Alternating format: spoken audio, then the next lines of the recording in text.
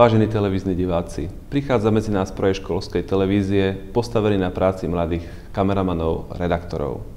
Vznik televízie TV4 je spojený s iniciatívou školy a s iniciatívou pána Šovca, ktorý pôsobil v mnohých slovenských televíziách. Svoje skúsenosti sa rozhodol odovzdať mladej generácii, za čo mu patrí veľká vďaka. Cieľom našej televízie je podporiť informovanosť o dianí našej školy, ale vlastne aj v celom našom regióne, našej obci a to očami detí. Zároveň chceme rozvíjať komunikačné zručnosti, a to mimo školy. Je naozaj zaujímavé vidieť, ako mladí televízni redaktori, kameramani reagujú v komunikácii na nové situácie, ako si pripravujú rozhovor s primátorom či inou osobnosťou mesta. Musia si pripraviť tému, otázky a samozrejme postupne sa stávajú kreatívnejší a v komunikácii dokonalejší. A ako vlastne v tejto myšlienke sme prišli? Vytvorenie televízie nie je náhodné.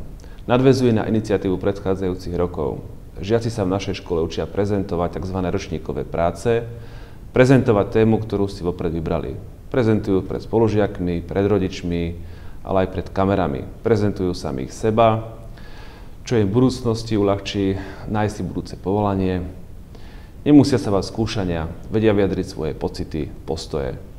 Samozrejme, chceme sa naozaj seriózne a čo najprofesionálnejšie venovať problémov, ktoré trápia občanov tohto mesta, monitorovať život spoločenských, kultúrnych a ostatných inštitúcií, ktoré sa nachádzajú v našom meste.